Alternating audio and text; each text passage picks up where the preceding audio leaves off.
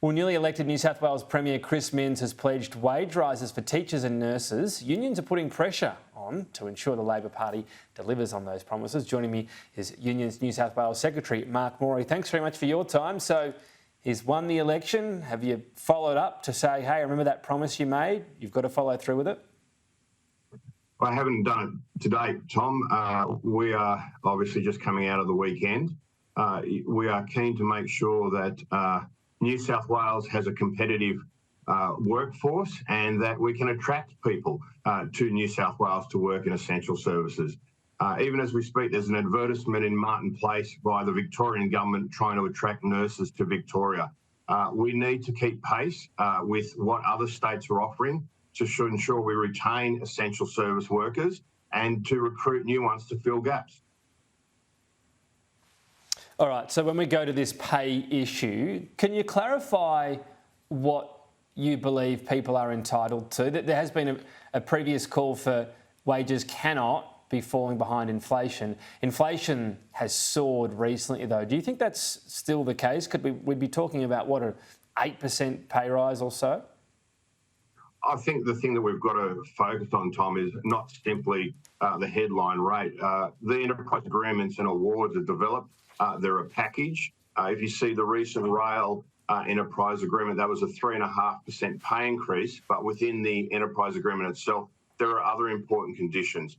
Workplace flexibility, particularly for women, but also ensuring that there is permanent jobs. So it's a balancing act about getting this right. It doesn't simply mean you say, I want 10% at the table. It's about having a package that reflects certainly the economic situation of both the government and the workforce, and also having a package that ensures people have a good workplace and want to go to work each day.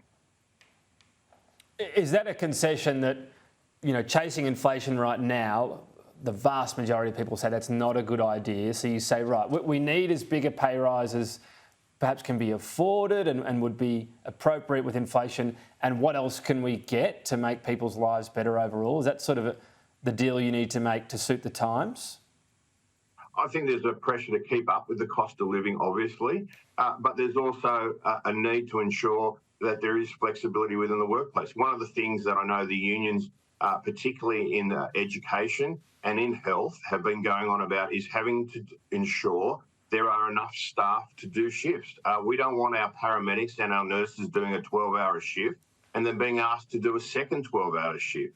That's about ensuring that we have a workplace where people have a work-life balance, are remunerated appropriately, but more importantly, aren't psychologically under pressure all the time. And as we've seen coming out of COVID, a lot of these workers are exhausted, they're tired, and they're telling me that those workplace conditions in many respects are more important than simply an increase in pay. You know, governments are sort of grappling with a shortfall. I suppose that might depend on how many more people they can hire, whether it be Australia or overseas. What about teachers, though? It's certainly harder to give teachers flexibility because they've got kids to teach. What does a better work experience for a teacher look like that you'll be pushing for? Well, one of the first things is ensuring that we can retain the existing workforce we have. Secondly, there is a huge admin burden on teachers that has taken them away from direct education, direct planning, and we know that the Minns government has committed to ensuring there are increased numbers of administration staff in schools to alleviate that pressure. These are simple things that makes a teacher's day much better, much easier to deal with, and takes the pressure off them and allows them to focus on education. That's an example of some of the small things that can be done to make a teacher's workplace easier to work in and much easier to stay as a teacher. A lot of this stuff isn't rocket science. It's just being practical, pragmatic, and getting things in place that support these essential services workers, that take the psychological pressure off them in the workplace. It'll be a fascinating time as those negotiations start. I'm sure we'll check in again. Mark Morey, thank you for your time. Thanks very much for the opportunity.